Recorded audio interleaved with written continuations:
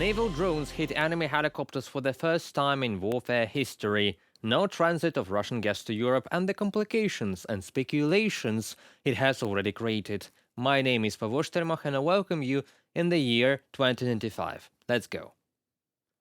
For the first time in history, helicopters were downed from sea drones. Ukrainian intelligence claims on downing 2 Russian helicopters in the Black Sea on December 31st. The footage confirms this, a direct hit of missiles launched from the sea drone and subsequent crash of aircraft into the water. The engagement occurred in the Black Sea near the western tip of occupied Crimea Peninsula. During the battle, the special unit Grupa 13, or Group 13 of Ukrainian intelligence, deployed Sea Dragon missiles from the Magura drone, bringing down a Russian Mi-8 helicopter and damaging another. The damaged helicopter managed to return to its base. A video of the incident captures the dramatic moment when the missile locked onto the helicopter, which then exploded and crashed into the sea. The Magura V5 has proven instrumental in Ukraine's efforts to counter Russia's Black Sea fleet, having struck numerous ships throughout the year. Operational since the summer of 2023, the drone is a testament to Ukraine's advancing military capabilities.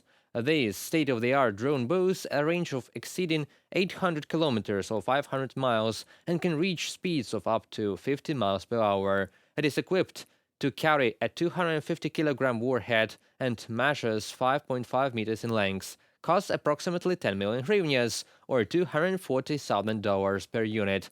In June, Ukrainian intelligence revealed that the Magura drones had been upgraded to carry anti-aircraft missiles, significantly enhancing their threat to Russian air assets over the Black Sea. Ukraine has previously used Magura drones to destroy several high-value Russian naval assets, including the landing ship Caesar Kunikov and Sergei Kotov patrol vessel, high-speed Serna and Akula landing crafts, as well as Tarantul-class Ivanovets missile corvette.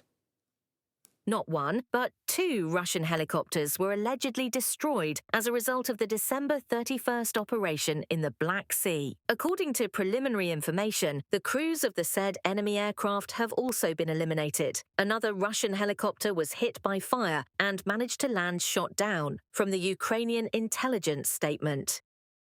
The Ukrainians are really showing their mettle. Over the past few days, they've taken out 3 Russian helicopters, eliminating at least 16 crew members in the process. Replacing these machines isn't a simple one-for-one swap. 3 down, 3 replaced. The new ones will face even more strain, and some of them will inevitably end up being stripped for parts. Those 2 helicopters over the Black Sea, that was a brilliant move. Helicopters were a genuinely effective countermeasure against unmanned boats. But now, any helicopter crew will think twice before taking on such a mission. And even if they do, the phenomenon of silent desertion isn't going anywhere either. And as the war continues, despite some diplomatic signals and attempts to stimulate negotiation process, Ukraine still needs asymmetrical means and responses to Russian numeric superiority in manpower and equipment. Russia's supply of natural gas to EU nations through Ukraine ceased after the expiration of a 5-year agreement ending a decades-long arrangement. Ukrainian President Volodymyr Zelensky declared that Ukraine would no longer allow Russia to profit from our suffering. Meanwhile, Poland hailed the development as another victory over Moscow. The European Commission assured that the EU was prepared for the change, with most member states positioned to manage the shift. However, non-EU Moldova is already grappling with energy shortages as a result. While the immediate impact on EU energy supplies is minimal, the geopolitical and symbolic implications are significant. Russia has lost a vital market, but President Vladimir Putin insisted that EU countries would bear the horrible results of this decision. The EU has dramatically reduced its reliance on Russian gas since Moscow's 2022 full-scale invasion of Ukraine. Russian gas continued less than 10% of EU imports in 2023 compared to 40% in 2021. Despite this, some nations like Slovakia and Austria continued to import significant quantities. Austria's energy regulator stated that the country had diversified its sources and built reserves, ensuring stability. However, Slovakia, now the main entry point for Russian gas into the EU, faces challenges. The nation earned transit fees by facilitating gas flows to Austria, Hungary and Italy, but now will incur higher costs for alternative routes. Slovakia's energy regulator warned of rising gas prices for consumers in 2025, while Prime Minister Robert Fico predicted drastic consequences for the entire EU. Fico's recent visit to Moscow and threats to halt electricity exports to Ukraine sparked tensions, with Zelensky accusing him of aiding Russia's war efforts. The EU has increasingly turned to liquefied natural gas from Qatar and the US, as well as piped gas from Norway, to replace Russian supplies. In December, the European Commission unveiled plans to entirely phase out gas transiting through Ukraine. This shift underscores the EU's commitment to reducing its dependency on Russian energy while navigating the geopolitical complexities of the post-invasion landscape. Nobody, I repeat, nobody is pushing Slovakia away from the living space that is the European community. But we must see that selfish national interests of the big ones and meaningless geopolitical goals are beginning to dominate this community. And on the other hand, ignoring the needs of smaller ones. In world politics, it absolutely applies that it does not matter whether elephants love or fight. The grass always suffers. I do not want Slovakia to be such grass, as we see these days when the transit of gas through Ukraine is stopped, which will have drastic impacts on all of us in the European Union, but not on the Russian Federation. So Ukraine is following selfish national interests of not letting Russia kill it with missiles and artillery. And of course the business must go as usual. Imagine this: there's an open war between country A and country B. And country B is selling gas to countries beyond this conflict, with only available road going through country A, which is the target of the aggression. So should the country A continue gas transit? Surely not, it's pure logic, but still there are speculations around it, like it is Ukraine's guilt that Russia attacked it, and it's Ukraine's fault not to continue the transit of Russian gas into Europe, which has flown freely for decades. So we shall see what happens now. And more to the gas questions. We have today in our studio Svetlana Romanko, founder of the Razum We Stand NGO. Greetings, Svetlana. Greetings. Thank you so much for having me here. It's a pleasure to see you in our studio, because last time we had your deputy head talking about gas again with us. And today we would like to discuss the end of an era, the end of Russian gas in Europe, with January 1st stopping all the transit to European nations. What are the implications? What is the significance of this event, underscored by some media, but real significance of this to our European politics? Yes, this event, in particular, ending the gas transits through Ukrainian territory, was long anticipated since 2019, when this gas contract has been concluded between Ukraine and Russia. And now we celebrate this stop of gas transit because it has a huge symbolic, emotional, and also security meaning for not just for Ukraine, but also for Europe. And speaking about implications, many experts, me included, can't see any of them, because Europe is well prepared, including 32 cubic meters billions of gas in Ukrainian storages right now. They are well prepared. Ukraine will lose some cost for transportation, which were not that significant. The most countries affected will be Russia itself and also Moldova, which we can speak more. Yes, and before we go to Moldova, we are to talk about Robert Fico, the mouthpiece, the rupert of Kremlin gas interests in Europe right now. Even Viktor Orban, a long-standing, like Russia supporter of Russian energy in Europe, is not so sincere about supporting gas imports from Russia. And we see a direct conflict between Ukraine and Slovakia. The leaderships of these countries in the media sphere, on Twitter, President Zelensky and Prime Minister Fico are exchanging some debates. Yes, and why is the interest of Robert Fico, his maybe personal one, in continuing gas transit? not just personal, it's a very also domestic political concern for Slovakia, because they did barely nothing to diversify their gas supply from Russian, which was the cheapest. Transportation through the pipelines through Ukrainian territory was the cheapest one, as we already know. And Slovakia currently 50% dependent on Russian gas, because it makes 20% of its energy mix even now. So they will lose 10%. They will lose a huge amount of gas, and they won't be able to replace it with other sources, because they didn't make a second thought and they didn't make a plan B.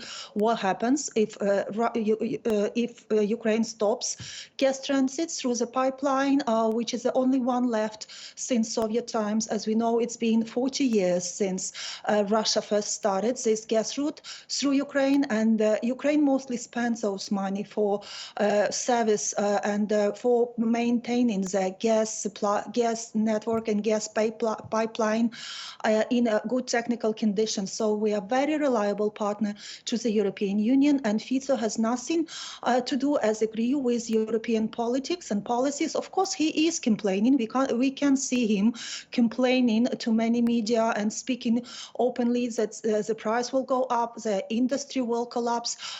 He had 2.5 years basically to think about that and make another plan, and not to be a final destination point for Russian WAG gas transit through Ukraine, which we all knew will have to be ended, and Russia will be cut of 6 billion, approximately 6 billion. We can see different assessments starting from 4.5 billion up to 6.5 billion that Russia used to make on the gas transit through the pipelines through Ukraine, which is now stopped. So they will bear huge financial losses, along with Slovakia, as we know, who is also Russian big supporter in the European Union.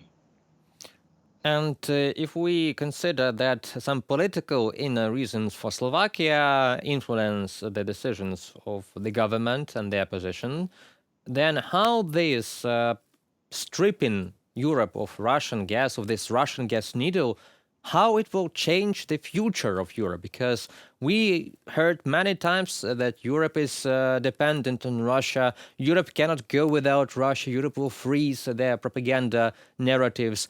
And here we have no gas from Russia to Europe, and everyone is fine for now. How will this change the future of Europe? This has already changed the future of Europe, because before the full-scale Russian invasion of Ukraine, European Union used to consume about 300 billions of cubic meters of Russian gas.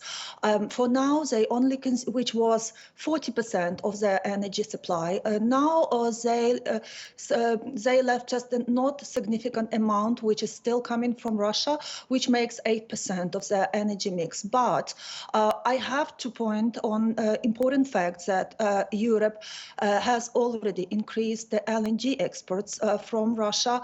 This is the same liquefied gas, which is much more expensive, because it needs to be frozen to the minus 60 degrees Celsius and then transported with the huge ice-breaking tankers, and which Russia has currently feel a lack of, and also with the sanctions which were currently imposed in November of the past year, I will have to say, and continued through 2023 from the US. We can see that Russia has completely lost access to the European market now, but just maintains a share of LNG that we hope will be cut, and the EU will impose the full ban on Russian LNG in the next 6 months.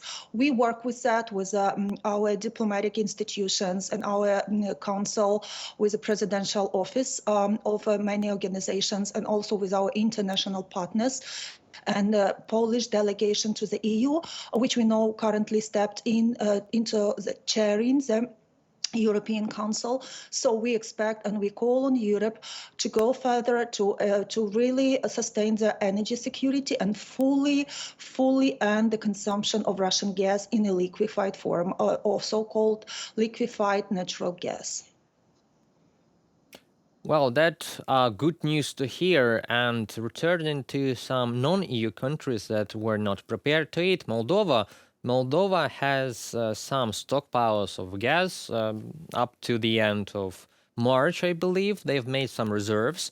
And Transnistria, the Russian occupied region, it has no power, no heating, no gas supply since January 1st. So why is that? Why the region doesn't have any gas supplies of its own? And maybe it's a kind of lever from the Chisinau administration in Moldova to drive them back into the country's energy system. There are different reasons for Russia of doing that, of cutting the supply to Moldova starting from January 1st, because that was Russia who cut the supply, and Moldovians basically woke up to the cold houses and lack of gas, and they even had to declare a 60-day state of emergency because they simply cannot diversify and they can't replace Russian gas for a moment with any other gas. So they will have to cut by 1/3 the overall consumption of their gas, and they will just basically have to save and suffer through the cold winter, which is not good for, of course, for Moldovan citizens. And we know that the region of Pridnestrovia is really, really out of law. One of the reasons why Russia said they did that was that Moldova has a huge debt to pay Russia for the already consumed Russian gas, which we don't know if it's fully true or not, because not everyone, we couldn't see their contract. We don't know the details, of course, but we suspect it might be right. But it's not a news that Russia has been using the gas supply to Europe, including to Moldova.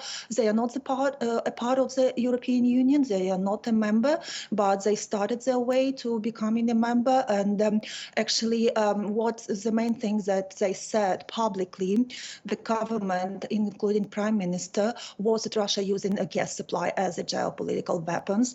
As we know, it's not a news about Russia because they bombard our energy infrastructure and they try to turn the same weapons, gas into the weapons against the European Union and against Ukraine, of course. But I am very proud as Ukrainian, as a climate activist and a public civil activist, that our president and our government and Naftogaz has made a range of steps and completely cut the gas transit, because it's a huge meaning. It's historical day, which, by the way, it won't severely affect the geopolitics and politics. So we don't expect the major shifts. We just expect the bold action of the EU, who got themselves prepared, in spite that Europe is paying 4 times more for gas overall, which makes them less competitive in comparison to China and the US. But European Union is showing up as a really strong leader in reducing Russian gas,